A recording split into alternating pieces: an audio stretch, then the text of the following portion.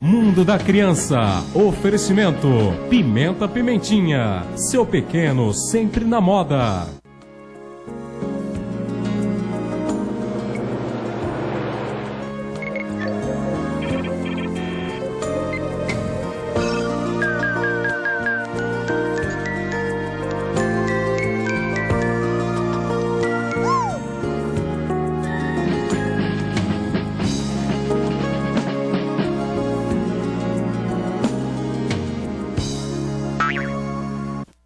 Olá, muito boa tarde. Estamos começando mais uma edição do nosso programa O Mundo da Criança aqui pela TV Marília. É sempre muito bom contar com a sua audiência e a sua participação. Hoje a gente vai falar de um assunto muito bacana, muito importante, que são as cefaleias, dores de cabeça, mas nas crianças. Criança tem dor de cabeça? Essa é a pergunta que eu já quero realmente saber uma resposta. Ao meu lado ele, doutor Francisco Agostinho Júnior, e a nossa entrevistada de hoje, doutora Juliana Dall'Acqua, que é neurologista infantil e está aqui conosco hoje para falar exatamente sobre esse assunto, não, doutor Francisco? Muito boa tarde. Muito boa tarde, Marcos. Passou bem a semana?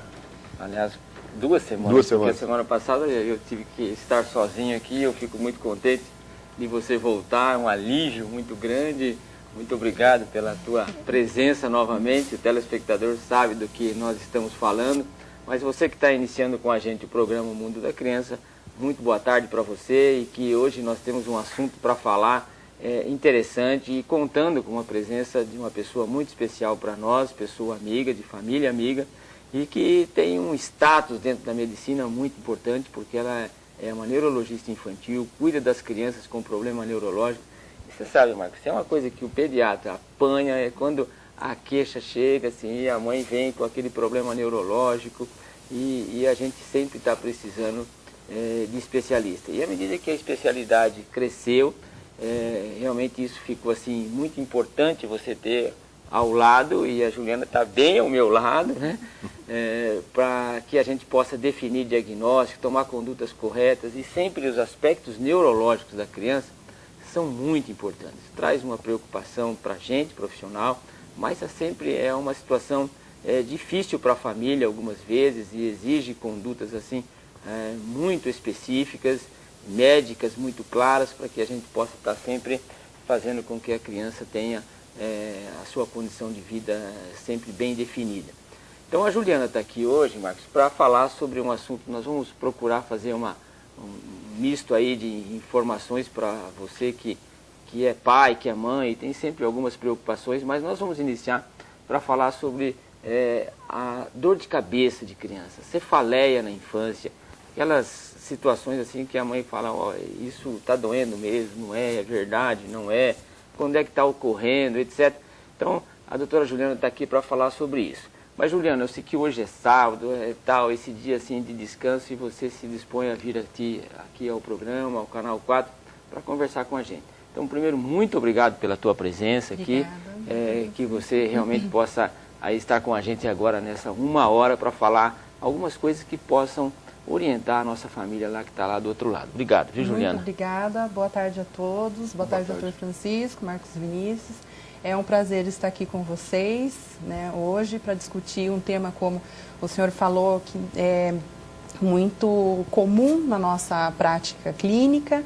É um tema complexo, que envolve muitas peculiaridades, muitos detalhes, muitos fatores envolvidos, sejam ele de ordem biológica, genética, familiar, alimentar, comportamental, e que é muito importante nós abordarmos todos esses fatores, né, para que a gente consiga fazer um diagnóstico correto e ajudar a família e o paciente na elaboração de um tratamento adequado. Sabe, Marcos, assim, a dor de cabeça, quando ela assim, é aguda, a criança vem com febre, dor de cabeça, vômito, esse é um assunto do pediatra, né? Então você fica com medo de meningite e tal. Mas às vezes a família vem, olha, está doendo a cabeça e tal, e precisa de cuidado, às vezes, realmente de uma definição diagnóstica. Para você, Juliana, como neurologista, você acha isso tem sido comum? Como é que tem sido a prevalência? Como é que é essa queixa para vocês, neurologistas, que certamente é diferente para nós, pediatras? Mas é comum? Como é que a mãe aborda isso? Como é que a gente pode dizer isso para a família? Bom, a cefaleia na infância e na adolescência é muito comum na nossa prática clínica. A incidência é muito elevada na população infantil, podendo variar de 40% até 80% das queixas. Tem uma prevalência na infância que vai aumentando com a idade. Então, até os 10 anos de idade, ela tem uma prevalência maior no sexo masculino e, a partir daí, na adolescência, ela tem uma prevalência maior no sexo feminino, por causa das alterações hormonais. Mas uma estatística que chama muita atenção é que menos de 15% dos pacientes procuram um médico, um especialista. Geralmente, quando os pais nos procuram, a criança ela já vem tendo um agravamento dessas dores, um aumento na frequência dessas dores de cabeça e junto com alguns outros sintomas associados, né, como náuseas, vômitos, né?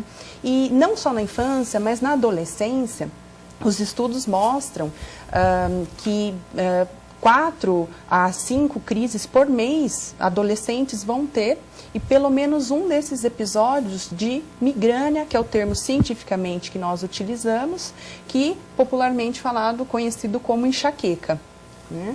E que tem uma ligeira predominância no sexo feminino pela procura nos atendimentos, né? Aí você falou em criança e adolescente. Eu não sei se é mais comum a dor de cabeça no adolescente ou se é a dor de cabeça que o adolescente dá para a família, né?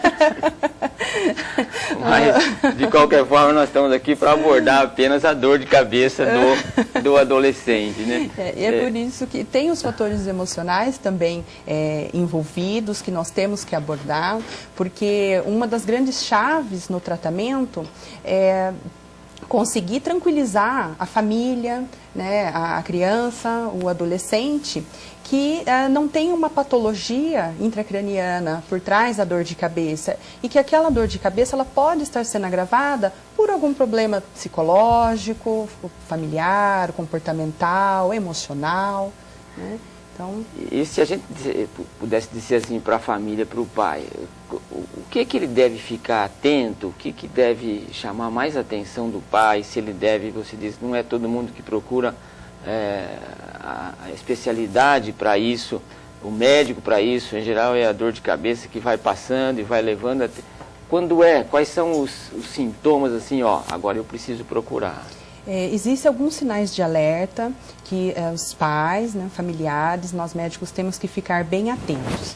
Então, quando a criança ou adolescente chegam com a queixa que a dor de cabeça foi a pior que sentiu na vida, é uma dor de cabeça tipo trovão, que parece que um raio partiu a cabeça ao meio, é uma dor de cabeça que vem piorando a sua frequência, então a criança ou adolescente que tinha 1, 2 vezes no mês, agora está tendo muitas vezes na semana, a intensidade de uma dor que era fraca, agora já está moderada, forte. O padrão da dor, ela começa a mudar, então isso é um sinal de alerta. Antes uma dor pulsátil, agora uma dor em aperto. Alguns outros fatores, por exemplo, quando é uma dor que está sempre localizada numa região da cabeça, ou quando já não está respondendo com analgésicos comuns que usamos no dia a dia, ou anti-inflamatórios, né? Ou quando tem alguma patologia associada, por exemplo, uma criança com epilepsia, ou com alguma doença sistêmica, ou com um distúrbio de coagulação, uma criança HIV positiva. Então, são sinais de alerta para nós sempre estarmos procurando alguns fatores que podem nos preocupar mais, né?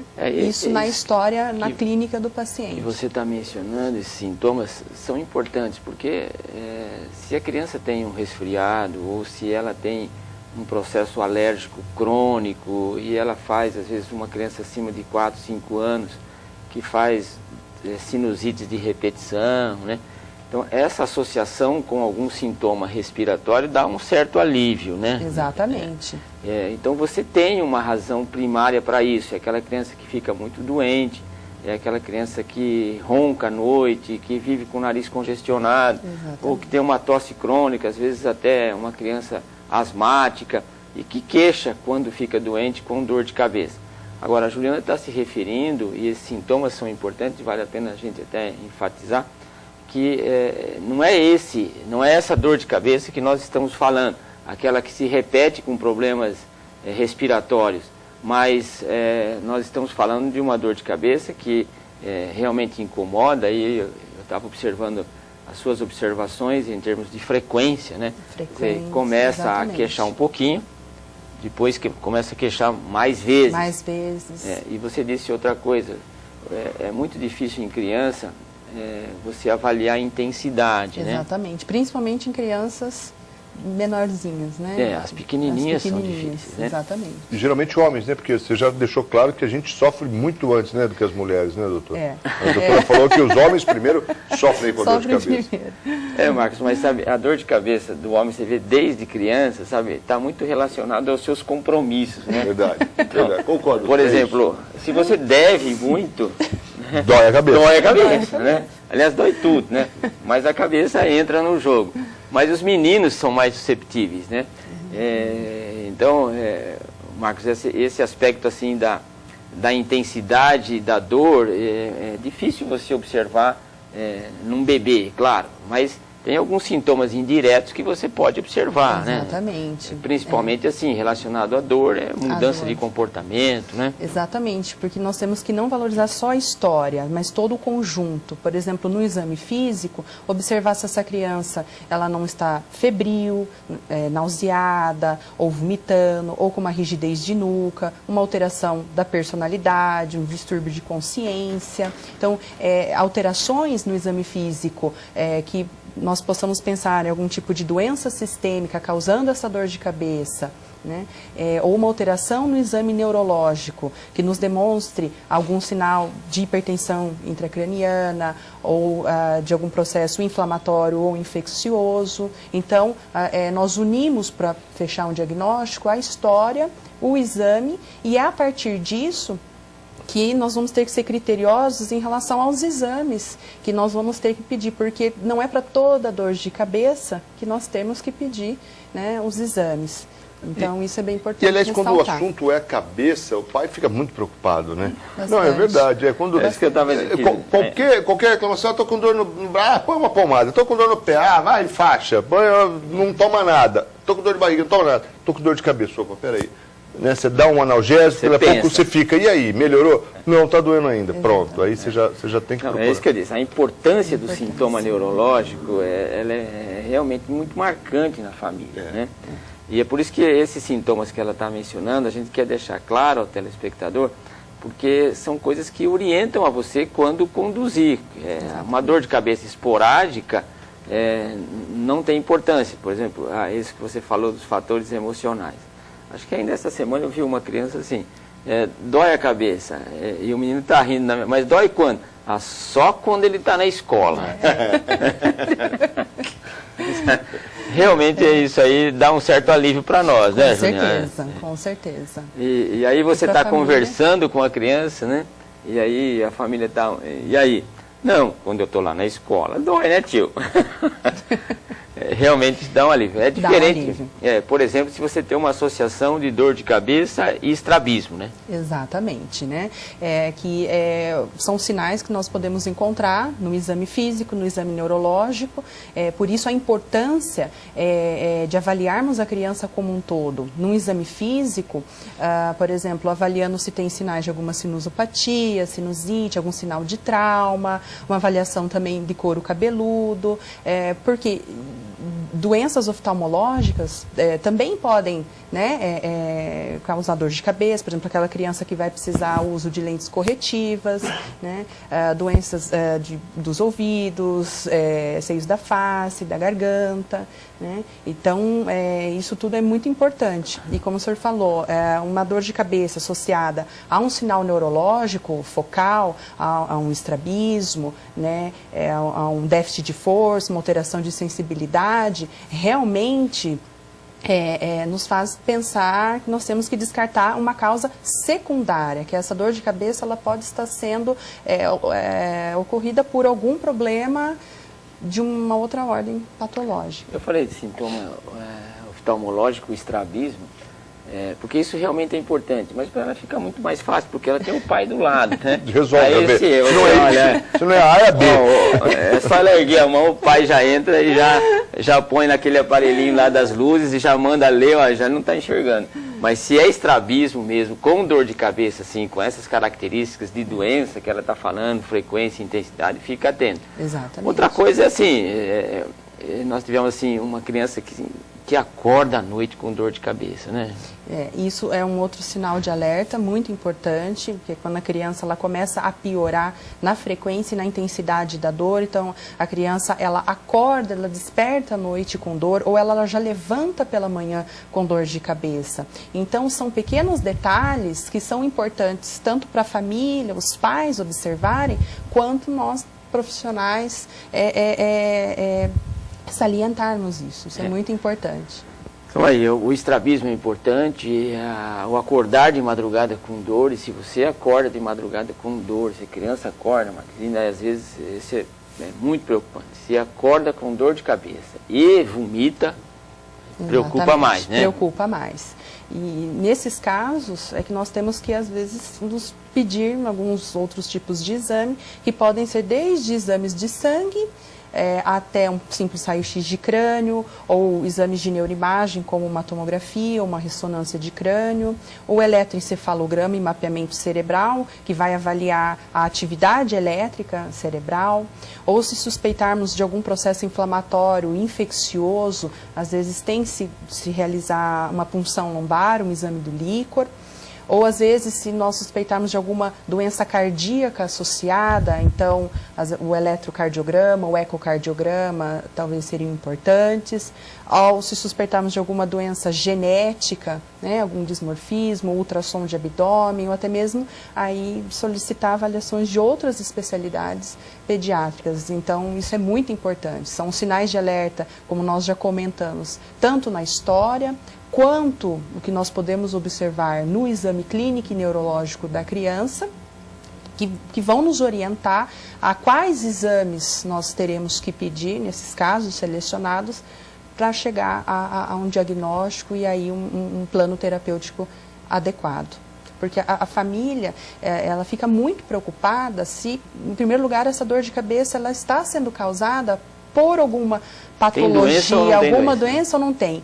E o que é muito importante salientarmos é que, não tendo nenhuma patologia que cause essa dor de cabeça na criança, a família fica muito mais tranquila, o paciente também. E por vezes... e o médico também. O médico, com certeza, também. E com isso, às vezes, o tratamento... nem precisamos entrar com medicações. Fica isso mais é um aspecto muito conduzir, importante. né? Exatamente. Eu até brinco, se cabeça não é para doer, não avisaram a minha, viu? Rapidinho intervalo, a gente volta na sequência para falar mais aqui sobre dor de cabeça, cefaleias em crianças. Vale a pena você conferir o programa. Rapidinho intervalo, a gente volta na sequência com a doutora Juliana Dall'Acqua, que é neurologista infantil. Rapidinho, e a gente volta, não sai daí não, com o Mundo da Criança. Até já.